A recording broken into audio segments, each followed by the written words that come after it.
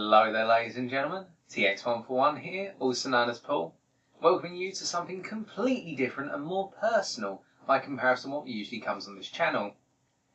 Recently, I've had a couple of suggestions that I do a vlog series, or video blog, I believe that's an acronym for, and to be honest, I'm not too keen on that idea. But there was one suggestion that I do a sort of Q&A, a question and answer session. And there was, I believe, the title thrown around. I can't remember who the subscriber was. I think it might have been Archie. I just can't remember. But the idea was talking with TX or something. So we're going to brand it as TX Talks. And the premise is going to be this. Every sort of 2 weeks or perhaps every month, you guys throw some questions towards me. You can do so by popping a question down in the comment section below. And it can be a personal one, about me as a person, or it can be something to do with gaming. So it can be War Thunder, or it can be anything. So just throw any question that you have my way, and we'll answer it. Why not? If it's too personal, something I don't want to talk about, I'll make a point of saying thank you for the question, but it's just not something I want to discuss at the moment. And there we'll go. So for today, I haven't had any sort of direct questions thrown towards this video, so what I decided to do was go back through some of the old comment sections, and at the same time think back to subscriber sessions and go, remember when that guy asked me this? Remember when he asked me that about myself? And as a result, I've got 6 questions here, 3 to do with my personal life and 3 to do with War Thunder. And so we're just going to take it from there.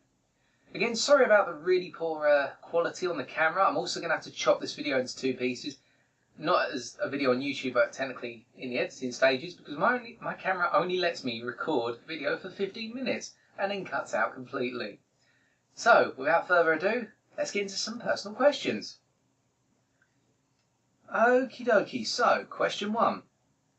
Tell us a little bit about yourself in general. Well, there's a lot I could say, but let's keep it short and nice and sturdy. I'm 22. I live with my mum and dad at the moment. I'm not ashamed to say it. I'm from England, of course. I live in England. I live just outside of London, in southeastern England. And concerning me in particular, well, some of you already know my full name from adding me on Skype, but my name's Paul Walsh. As I say, 22 years old, spent 3 years at university studying physics, obtained a first-class honours degree. My current place of work, I'm not going to outline my employer at this point because I don't feel confident enough to do so. Not a disrespect to the employer or anything, I just don't want to say it. But I work essentially for the IT division of a major company, and my work can take me anywhere from sort of software development all the way out to engaging with other businesses that we may work with. So as a result, it's quite an interesting job and one that always keeps me on my feet. Outside of work, me as a person, I try to avoid being boastful and I try to keep myself to myself. Not that I don't like people knowing things about me, so this video in itself is actually quite a game changer for me. I'm nervous as I speak about this, and you can probably tell by my hesitation slightly. This isn't something I would normally do. But essentially, I try and keep myself to myself, and at the same time, I try not to get in anyone's way. I go by the philosophy, I never want to be a problem to anyone, and I want people to be happy around me, and that way I get a sense of fulfillment in myself. If I see people smiling, then at the same time, I can be happy because I know, even if I didn't contribute to anything, there's a lot of positivity in the world. So it's all about positives, in my opinion, as we've probably seen a number of times with the stuff that I've uploaded onto the channel, where essentially we've had our bad moments, we've had our negative moments, but we've pushed back and we've come through smiling as ever and on a very positive note. The only other things to know about me is that this positivity was not with me all the way through up to today. I used to suffer a lot from bullying all the way through my school years. Unfortunately, that's what comes with being the class nerd and teacher's pet in a good number of cases. Probably guessed that from the way I talk sometimes and also my overall attitude to life, but you get through it, and at the end of the day, you get what you put into it. And that's why I was quite a teacher's nerd at school, teacher's pet, or quite a nerd at school, because I have a fascination of knowledge. It wasn't always with me. I was a little boy. I absolutely hated going to school. When I hit about 6 or 7 years old, completely turned on the opposite side. But no, I just love learning things every day. And if you're not teaching me something, then I'm probably not interested, because I just love obtaining knowledge. I love it. So we follow on with our second question, which is, do you have any interests or hobbies outside of War Thunder? Well, I don't have much time for sort of other hobbies or interests.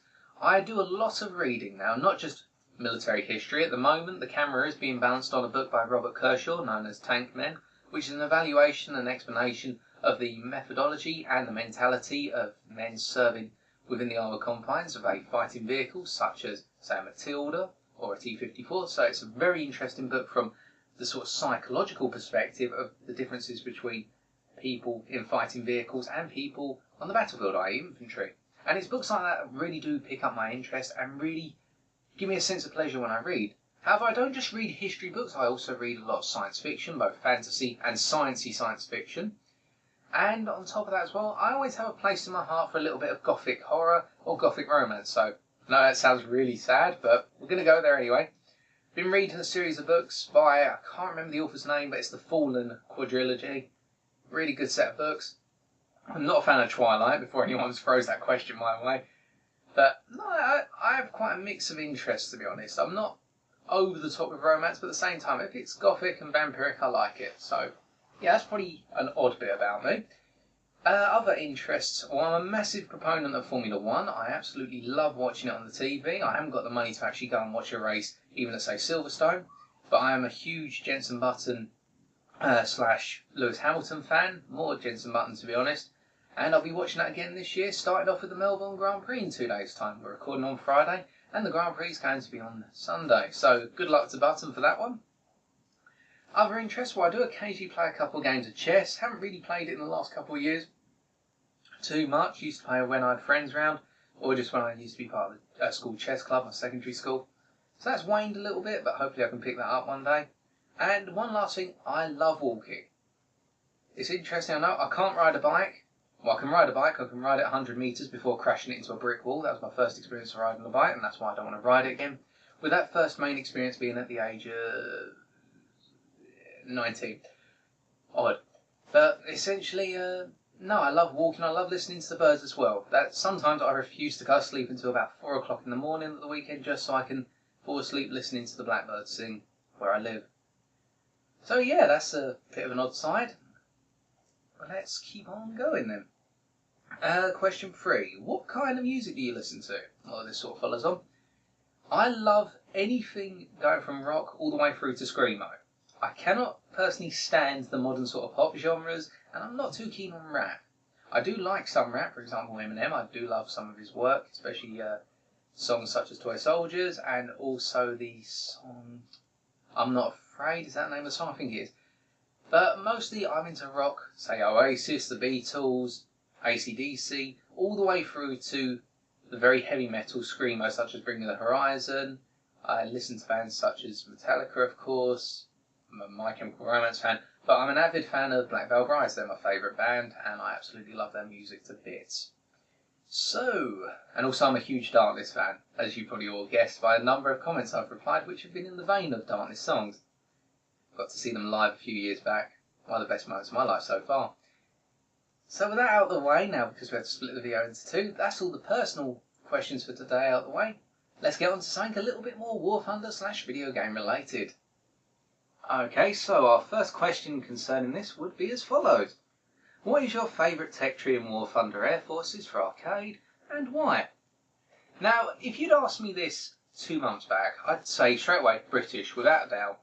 Not on the patriotic side of things, but because A, they possess absolutely deadly versatility with the Tempests and the Typhoons bearing the boom and zoom style nature, and the Spitfires as you go up the ranks being better and better at everything in general, bar perhaps really high speed boom and zoom. But having done the A6M3 Mod 22 review and the A6M5 review, I'm actually now going to say the Japanese. Now, I've played the Japanese the least, so this sounds weird, but what I enjoy about the Japanese the most in this way, they're my favourite tech tree, is because I can't feel safe in those planes. They don't have any protection. They're reliant on their manoeuvrability over their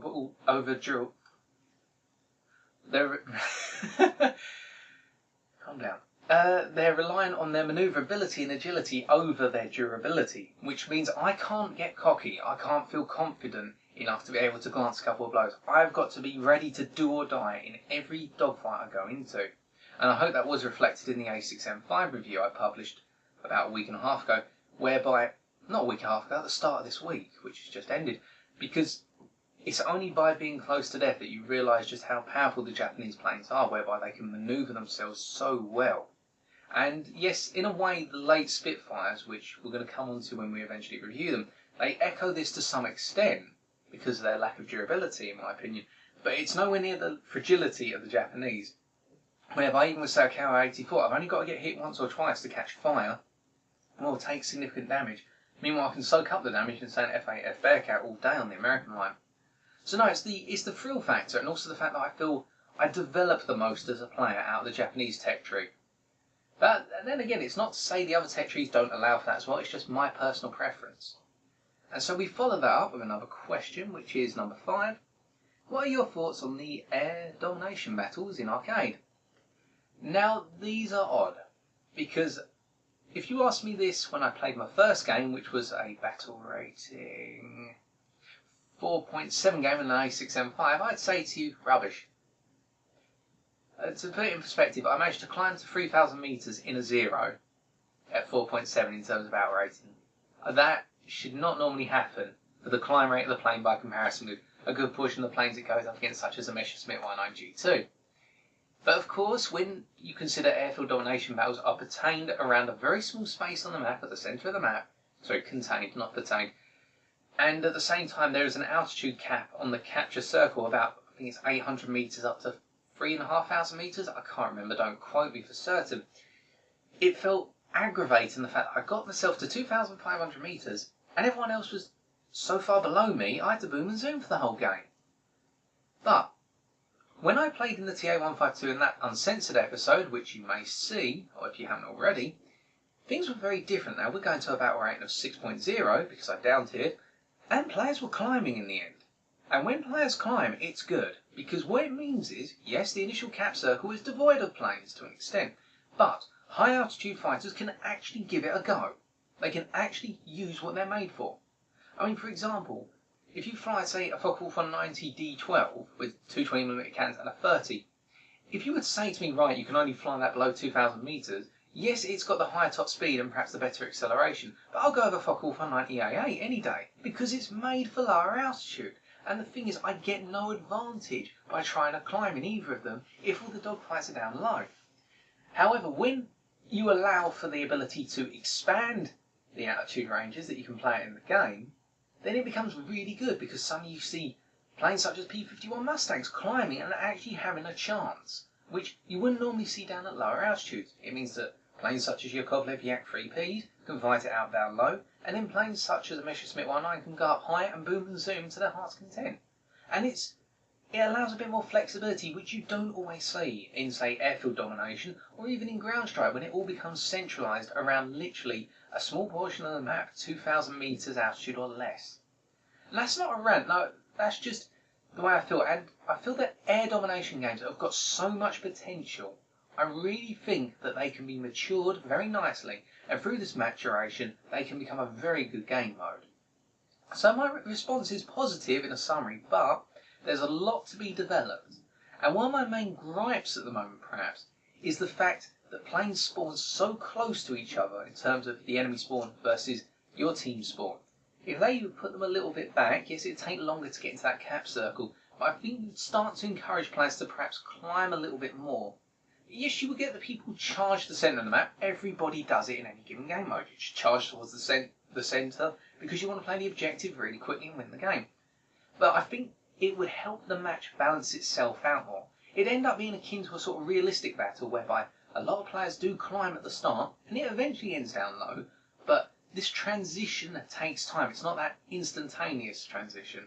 And the reason I have to shake my left hand here is because I can't click my fingers. Another little item about me. So we move on to our final question, which is question 6.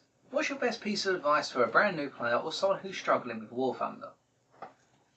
Putting the book of knowledge aside, that's where I keep all my review information, interestingly enough.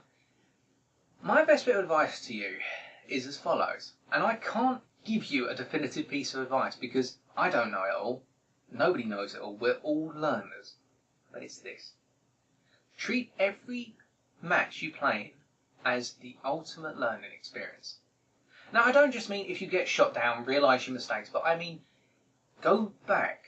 If you feel really ticked off by a game when you get shot down, that's an important match to look at. You've got to go back to that game, you've got to watch the replay, and you've got to see what went wrong. If you don't, you will find a frustration. I get a number of questions asked, how do you aim so well? How do you use your spatial awareness so well? But instead of me gloating about it, I feel in some cases as though I could aim so much better. I feel as though my spatial awareness is good, but I can be better. I can identify targets faster. And that's what I'm practicing constantly. When I get shot down and I literally start shouting at my monitor, oh, I'm not going to swear, but for flob's sake, let's say, for flob's sake, I shouldn't have been shot down there. I go back and I think to myself, what did I do wrong? How did I get myself into the situation where I, as an incredibly conservative player who doesn't want to get shot down, get nailed by someone who is better than me in that instant? Because remember, players are not better than you. They may be better than you in that instant when they get you, but not all the time. Everybody on the battlefield is equal. Everybody can have a good day and a bad day. But without diverting off the topic, go back, learn from the mistakes you make. You've got to think about it. It's like sitting an exam. You do your revision beforehand. You sit a mock exam, and in that mock exam you can do one of two things. A, you can just treat it as if it's just a random exam which has no relevance whatsoever on your future life. B, as I have done throughout my life, you treat that as if it's the final exam. And when you get that mark back, whether it's 100% or 0%, you learn. You go back, you read through it, you understand what went wrong, what went right, what you need to improve upon. And it just applies with anything you ever do. You've got to go back and learn from your mistakes, because otherwise you are destined to repeat them over and over again. And if you want an example of me, this is actually quite an interesting one. It's when I started the game. I started off by flying the American pea shooters up against biplanes. So you can imagine my reaction when I kept getting outturned by these planes and shot into the ground because I couldn't get away from them. Because I didn't realise if you tried to drag and extend the dogfight, you might survive. I went back and I started realising that no matter, and this was after about 50 games, no matter how many times I tried to outturn a biplane, I could not do it. I'd even drop the landing flaps. It was not possible. And it clicked. It finally clicked to me. You know what? I need to hit and run. I've got to go in, I've got to hit them, and I've got to get away. And as I get away, I've got to build up my altitude. I've got to make them drop their energy so I can come around safely for that second pass. It took me ages. It took me a lot of swearing. But in the end, I finally realised it. I finally got it in here. And I think to a lot of players who say they're not doing well at the game, it's not in your ability. It's here. And it's a mental game. War Thunder is just as much a game about shooting planes down as it is a game of mental chess. You've got to think about those moves, and then you've got to realise the outcome that you see and the potential other outcomes that may arise if your player is prepared for you. If you don't adapt to the concept of actually this is mind games just as much as it is people going head on and trying to kill each other rapidly, then you'll really start to improve. So if we come full circle then, by realising the mind games and therefore getting in the mindset of you are playing the game to improve your ability rather than to show off your ability, or just literally get research points from your ability, which is technically the same thing, in my opinion, but we're not going to go into that, you will become a much better player. And it won't happen fast. It will take a lot of time. There's a number of you have even said in the comments sections to people who have asked this question, practice makes perfect.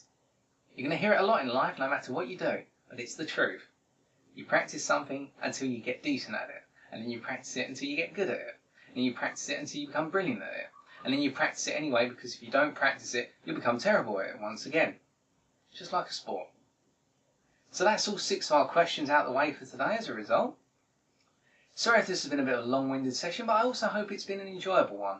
I'm sorry for my hesitation on my part. I'm still very nervous. I've actually got a cold feeling in my chest right now. Pardon me.